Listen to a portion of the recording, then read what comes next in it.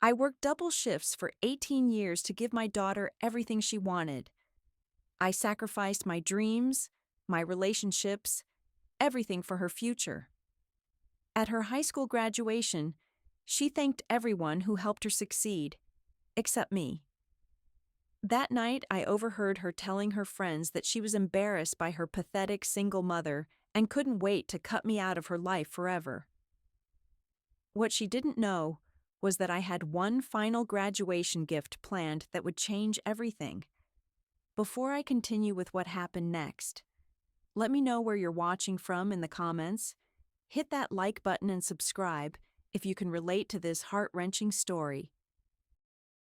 My name is Hannah, and this is the story of how I learned that sometimes the people who hurt you most are the ones you love beyond measure.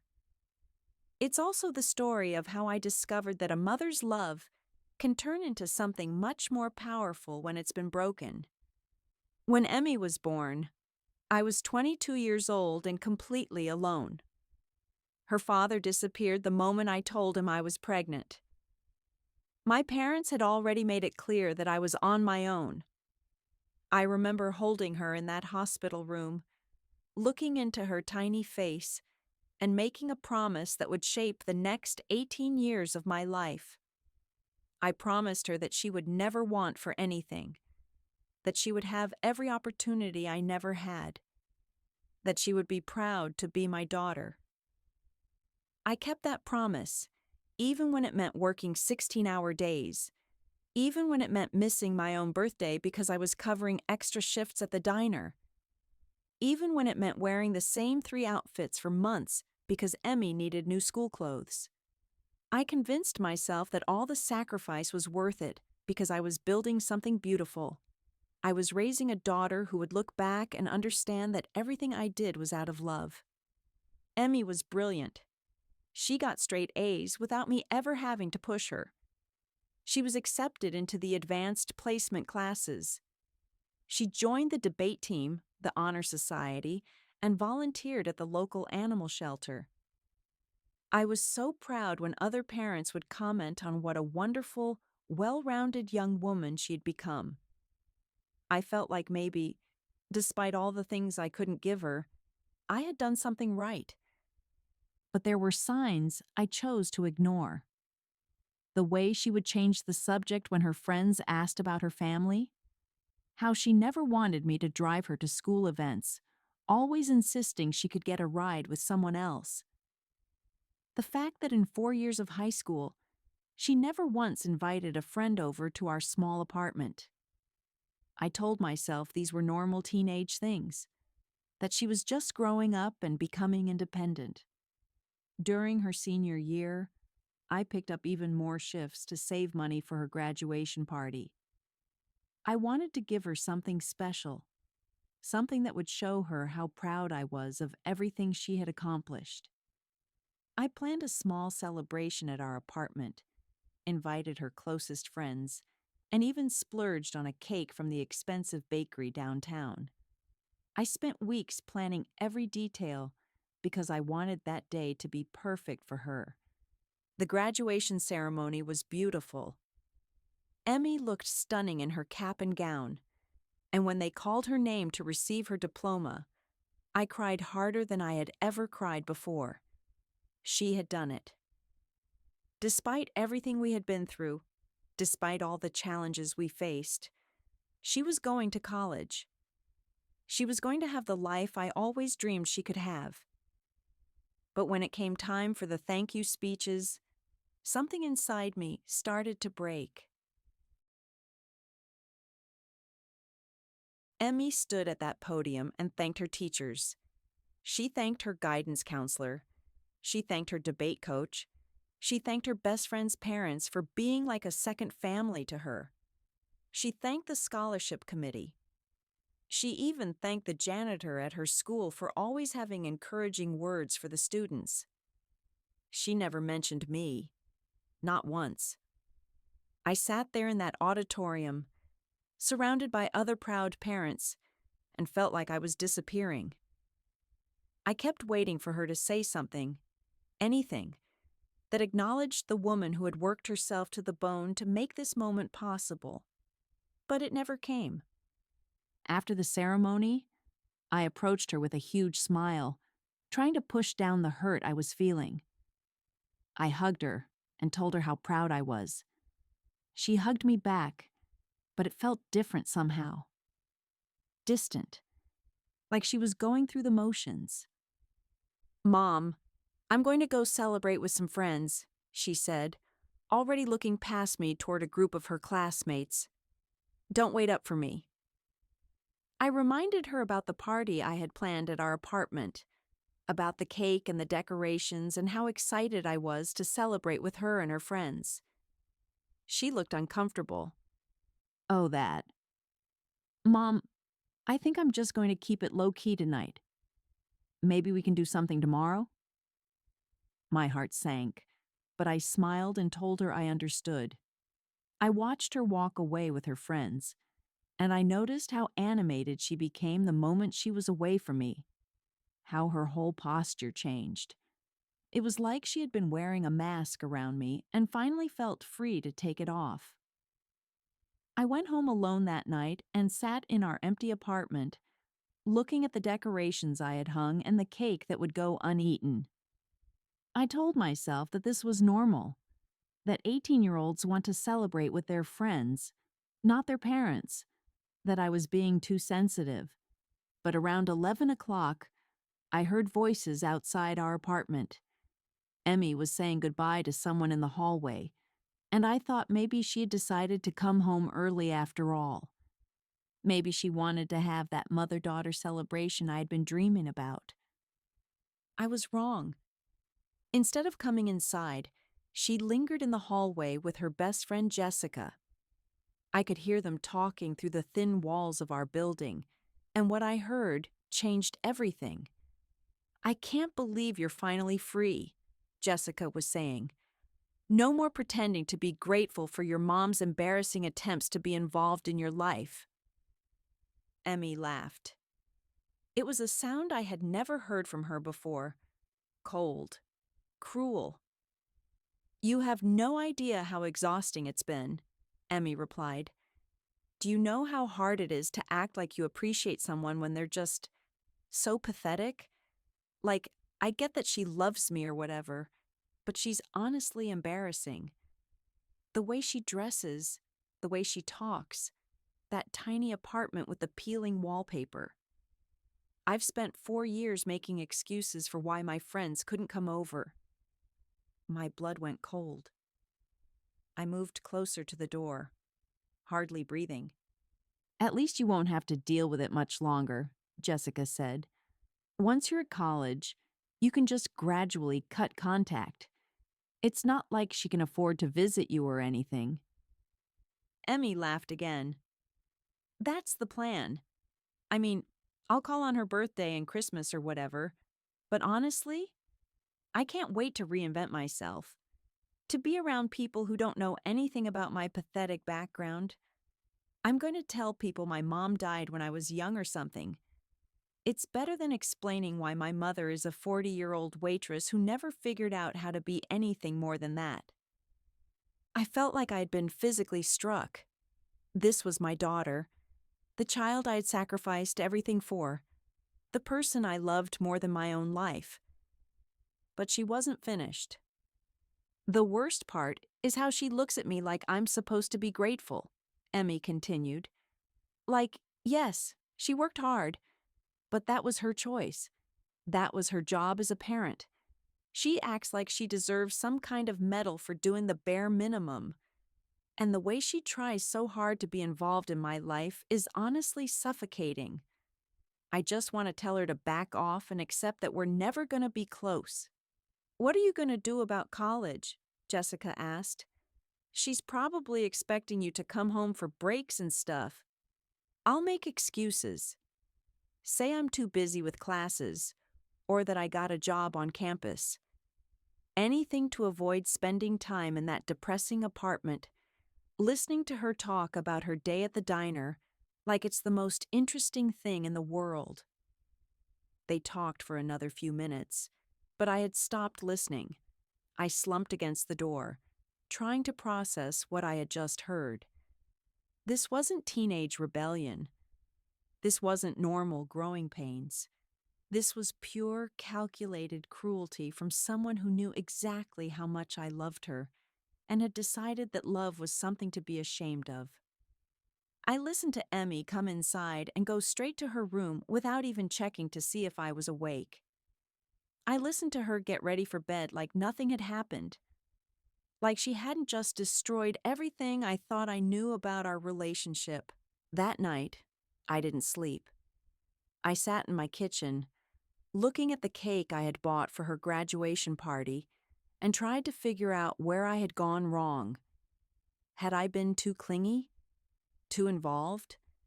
Had I somehow failed her in ways I couldn't see? But as the hours passed and the shock wore off, something else started to grow inside me.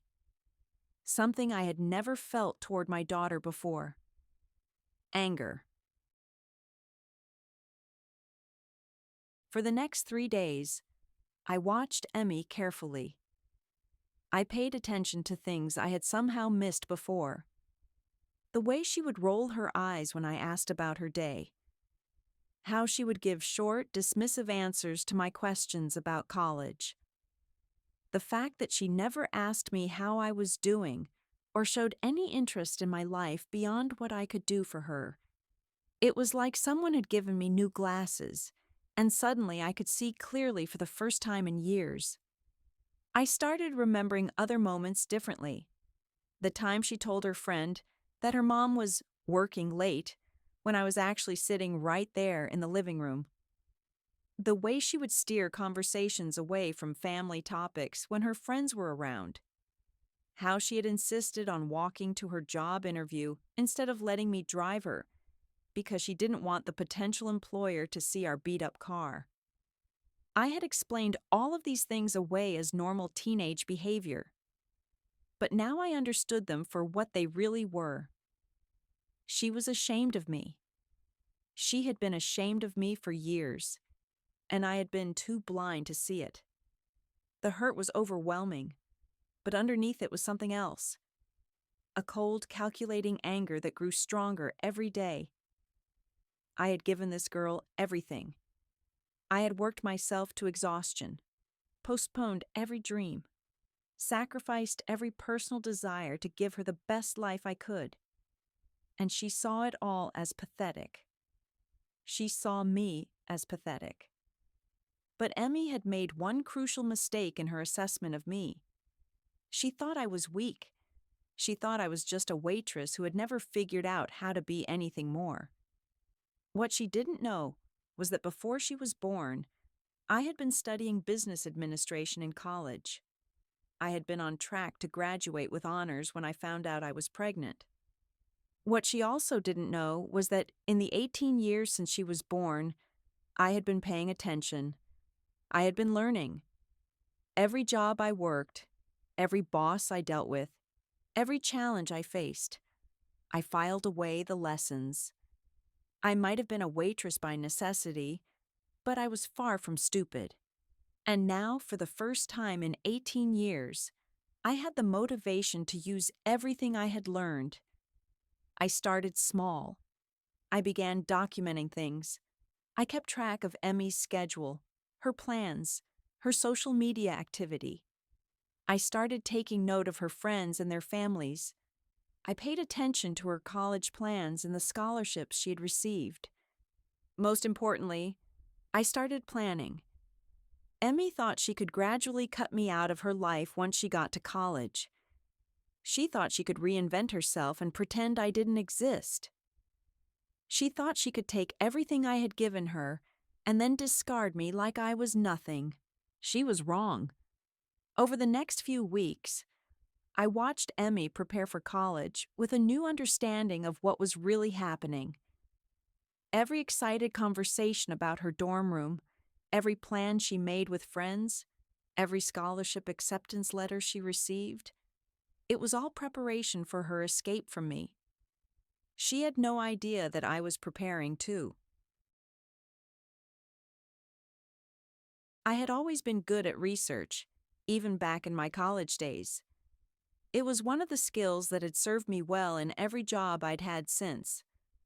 Whether I was memorizing customer preferences at the diner or figuring out the most efficient way to handle multiple tables during rush hours, I had always been observant and methodical. Now I turned those skills toward my own daughter.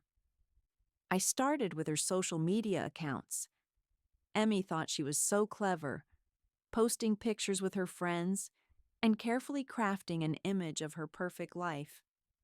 But what she didn't realize was that social media leaves a trail. Every photo, every comment, every tagged location told a story. I discovered that for the past 2 years, Emmy had been telling her friends that she lived with her grandmother. She had been using my mother's address, the same mother who had cut me off when Emmy was born, as her home address on several applications. She had somehow convinced my mother to play along with this fiction, and the two of them had been conspiring to erase me from Emmy's narrative. This revelation hit me like a physical blow. My own mother, who had refused to help me when I was a struggling young parent, had been secretly building a relationship with Emmy behind my back. She had been feeding into Emmy's shame about me and helping her create an alternate version of her life story. But the more I dug, the more I found. Emmy had been applying for additional scholarships using an essay about overcoming adversity. The adversity she wrote about wasn't our financial struggles or the challenges of being raised by a single mother. Instead, she had crafted a story about being rescued by her wise grandmother from an unstable home environment. She painted me as an absent, irresponsible mother who had abandoned her responsibilities. The essay was beautifully written and emotionally compelling. It was also a complete fiction. According to Emmy's version of events, I had been in and out of her life, struggling with various personal issues that made me an unreliable parent. Her grandmother had stepped in to provide stability and guidance. The essay talked about how this experience had taught her the importance of resilience and self-reliance. Reading that essay, I felt something inside me harden. This wasn't just teenage embarrassment or thoughtless cruelty. This was calculated manipulation. Emmy had created an entirely false narrative about her childhood, one that positioned her as a sympathetic victim and me as the villain. She had used this false story to gain sympathy and financial support from scholarship committees. She had built her entire college application strategy around a lie that painted me as a failure and herself as someone who had succeeded despite, not because of, her upbringing. But what made it even worse was that it was working. Emmy had received over $40,000 in scholarship money, based partially on this fabricated story of overcoming an unstable home environment. I printed out everything I found. Every social media post, every scholarship application, every essay, every form where she had listed my mother's address instead of our apartment. I organized it all into a folder that grew thicker by the day. As I compiled this evidence of my daughter's systematic erasure of me from her life story, I realized that I had been fighting the wrong battle. I had been trying to be the perfect mother, sacrificing everything to give her opportunities. But Emmy didn't want a perfect mother. She wanted no mother at all. If that's what she wanted, I was going to give it to her, but not in the way she expected. The beauty of my plan was its simplicity. Emmy had created an elaborate lie about her life, and I was going to use that lie to destroy everything she thought she had built. I started by reaching out to my mother for the first time in 15 years. The conversation was awkward at first, but I played the role of a mother seeking reconciliation. I told her how proud I was of Emmy and how grateful I was that she had been able to provide additional support over the years. My mother, caught off guard by my gratitude instead of anger, began to open up about her relationship with Emmy. She talked about how Emmy had reached out to her during her sophomore year of high school, asking for help with college applications. How Emmy had confided in her about feeling embarrassed by our living situation and wanting to make a better impression on potential colleges. My mother actually seemed proud of her role in helping Emmy improve her circumstances. She saw herself as the wise grandmother who had stepped in to guide her granddaughter toward a better future. She had no idea that Emmy's plan involved cutting both of us out of her life once college began. I listened and nodded and played the part of the grateful daughter who was just happy that Emmy had additional family support. By the end of our conversation, my mother had invited me to Emmy's going away party, a party I hadn't even known was being planned. This party, I learned, was being hosted at my mother's house the weekend before Emmy left for college. It was going to be attended by all of Emmy's friends, their parents, teachers, and several family friends. Emmy had told everyone that this was where she had been living, where she had been raised, where she had found the stability and support that helped her succeed academically.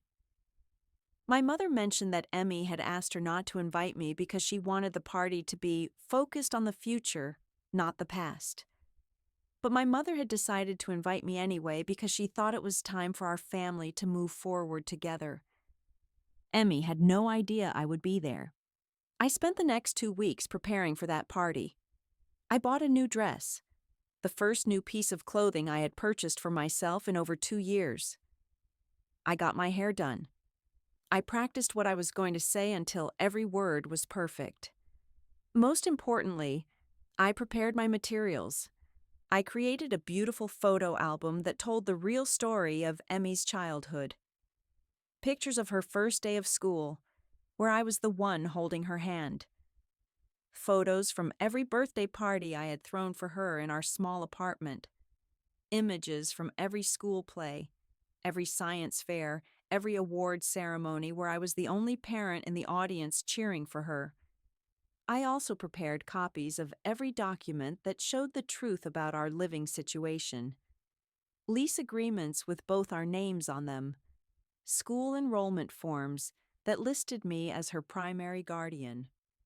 Medical records showing that I had been the one taking her to doctor appointments and signing consent forms. But the centerpiece of my presentation was going to be Emmy's own words. I had transcribed the conversation I had overheard after her graduation.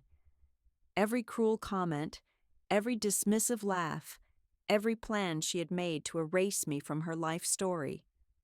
The party was planned for a Sunday afternoon, a nice, family-friendly gathering where Emmy could be celebrated by her community before heading off to college.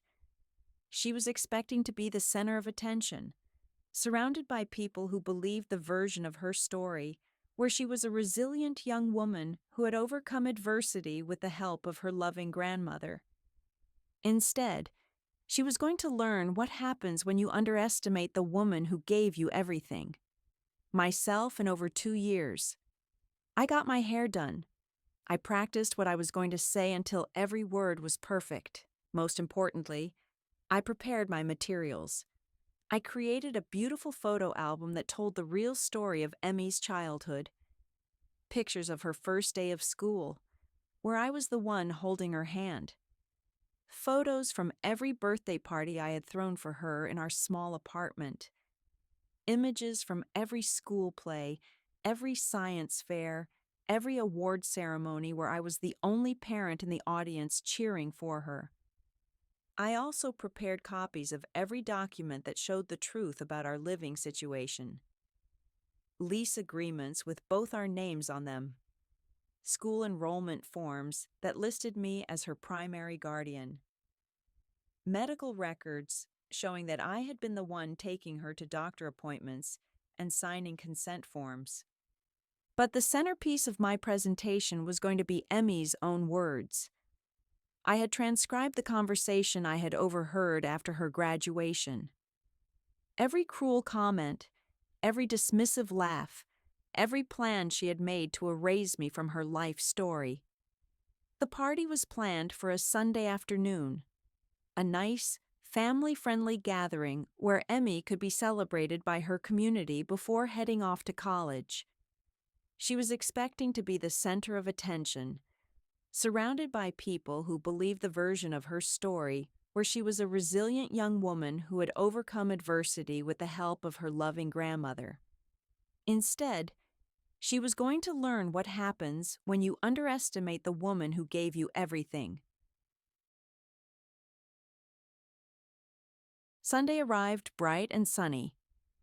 I dressed carefully in my new outfit and drove to my mother's house, a place I hadn't visited in over a decade. The yard was decorated with balloons and banners celebrating Emmy's achievements. Cars lined the street, filled with all the people Emmy had impressed with her academic success and bright future. I walked up to the front door carrying my photo album and a small gift bag. When my mother answered, she seemed genuinely happy to see me. She hugged me and told me how glad she was that I had come. She had no idea what was about to happen. Inside, the house was full of people. Emmy's friends and their parents, teachers from her school, neighbors, family friends. Everyone was mingling and celebrating, eating from the buffet table my mother had prepared. It was the kind of party I had always dreamed of throwing for Emmy, but could never afford.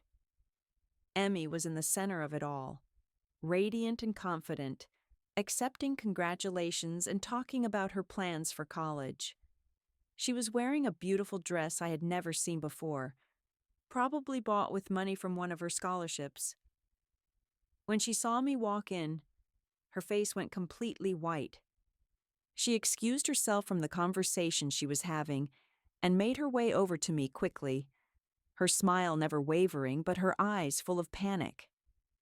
"Mom," she said quietly, "what are you doing here?" "Your grandmother invited me," I replied calmly. "I wouldn't miss your going away party for the world." Emmy glanced around nervously, clearly trying to figure out how to manage this unexpected situation. Several of her friends were looking in our direction, probably wondering who I was.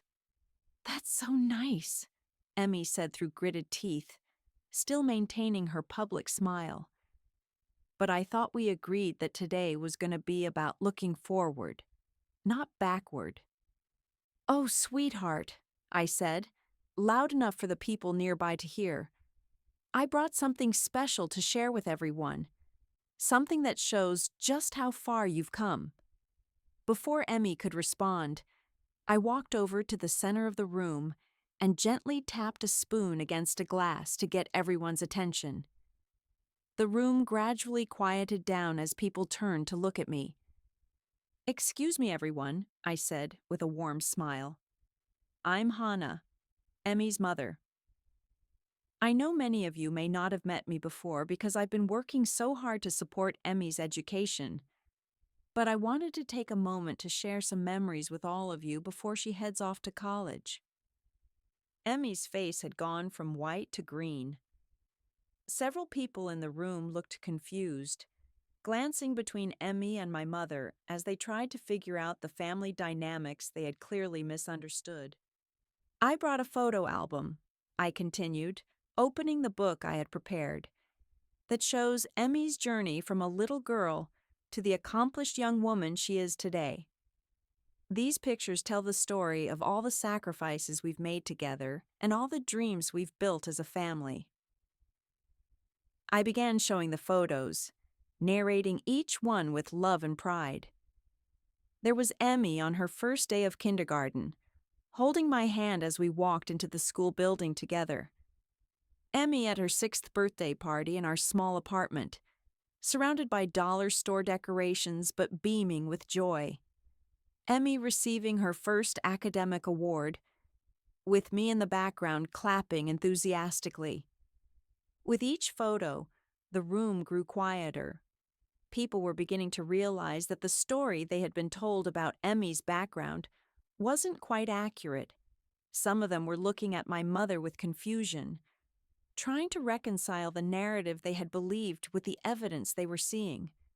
"And here," I said, showing a more recent photo, "is Emmy at her high school graduation just a few weeks ago. It was one of the proudest moments of my life, watching her walk across that stage, knowing that all our hard work had paid off." Emmy tried to interrupt. "Mom, I think everyone gets the idea," but I wasn't finished. "You know," I said, addressing the room, "Emmy has always been so humble about her achievements. She's never wanted to brag about how hard things have been or how much she's overcome. But I think it's important for people to understand the real story behind her success." I reached into my gift bag and pulled out copies of the documents I had prepared: the lease agreements, the school forms, the evidence of the life we had actually lived together. Emmy received several scholarships based on an essay about overcoming adversity in an unstable home environment, I said calmly. What she was too modest to explain was that the adversity she overcame was having a mother who worked multiple jobs to make sure she never went without. The instability she wrote about was living in a small apartment instead of a big house like some of her friends. The room was completely silent now. Emmy looked like she wanted to disappear. "But here's the thing I'm most proud of," I said, pulling out the final document. "Just a few weeks ago, I overheard Emmy talking to her friend about her plans for the future, and I realized that all my sacrifices had paid off in a way I never expected. Emmy has become so independent, so confident, so sure of her own abilities, that she's ready to build a life completely on her own." I began reading from the transcript I had made of her conversation, word for word. Her cruel comments about being embarrassed by me, her plans to cut me out of her life, her intention to tell people that her mother was dead rather than admit the truth about our relationship. "And that's when I realized," I said, looking directly at Emmy as tears started streaming down her face, "that I had succeeded as a mother in ways I never imagined. I had raised a daughter who was so strong and capable that she didn't need me anymore. In fact, she had made it clear that she didn't want me anymore." The room was utterly silent. Emmy's friends looked shocked. The parents in the room looked uncomfortable. My mother looked confused and hurt. "So my gift to Emmy today," I concluded, "is exactly what she asked for. Complete independence. She wanted to build a life where I don't exist, and I'm going to help her do exactly that." What happened next was more satisfying than I had ever imagined.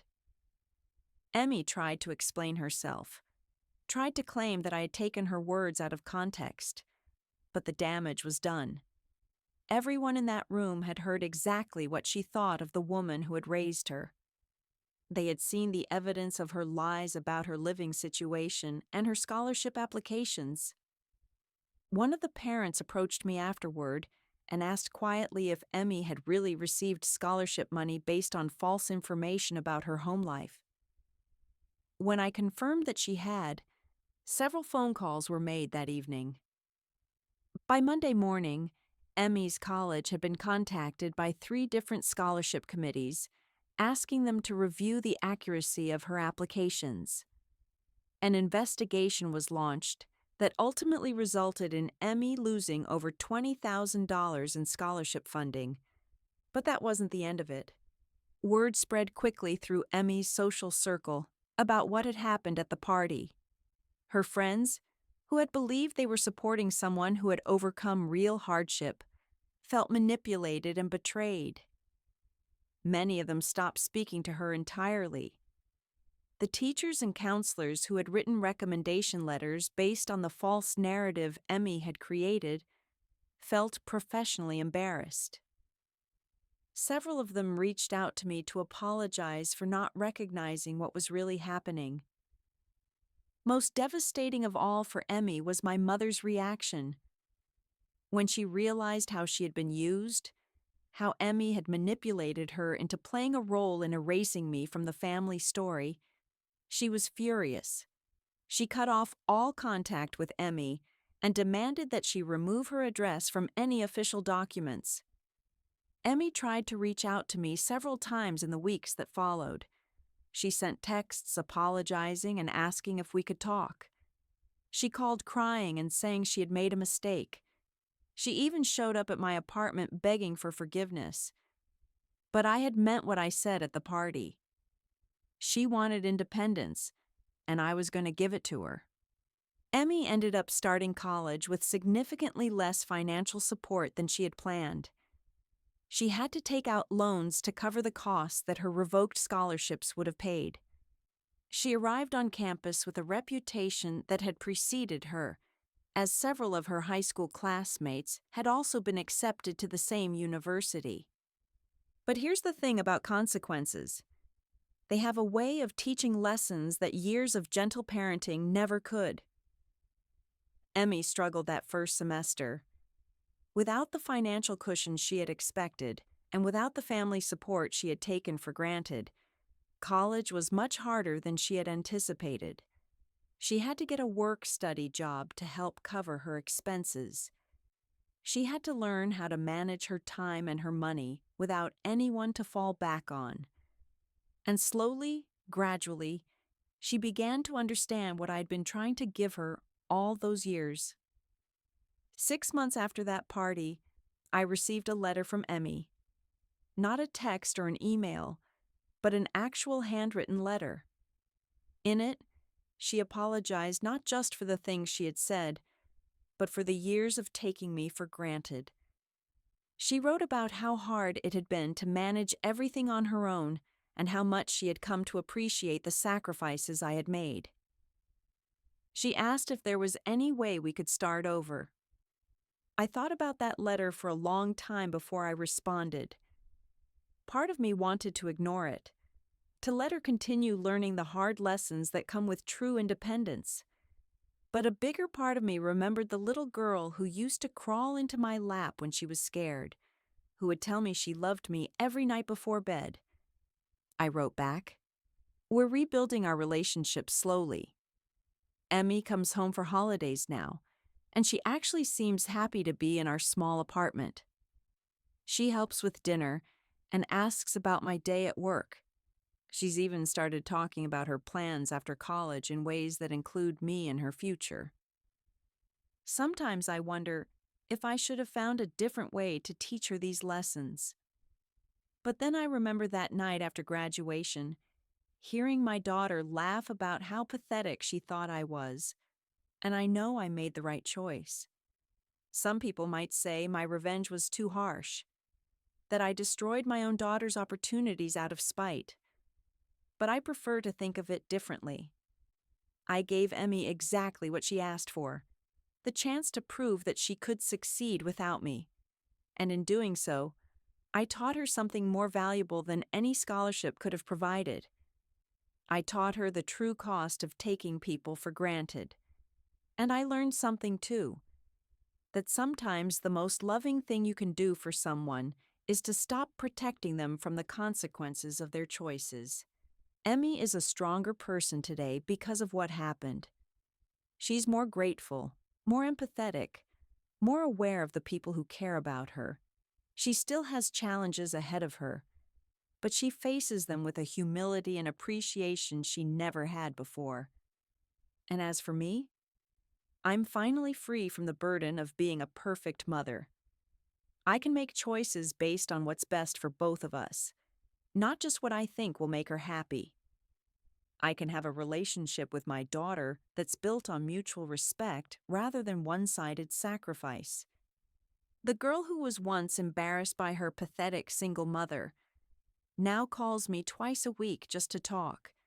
She brags to her friends about how hardworking and resilient I am. She's planning to come home this summer to work at the diner with me so we can spend more time together. I'd love to hear your stories in the comments below. And if this story resonated with you, Please give it a like and subscribe to hear more tales of family betrayal and ultimate vengeance.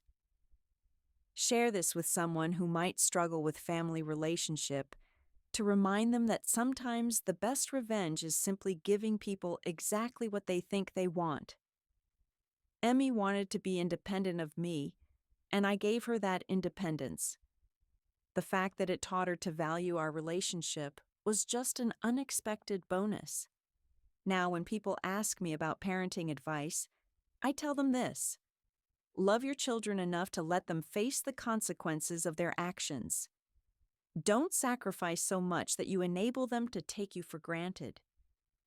And never underestimate the power of a mother who has finally decided to stop protecting someone from their own choices. Because sometimes, the most devastating revenge is simply stepping back and letting people discover what they've lost.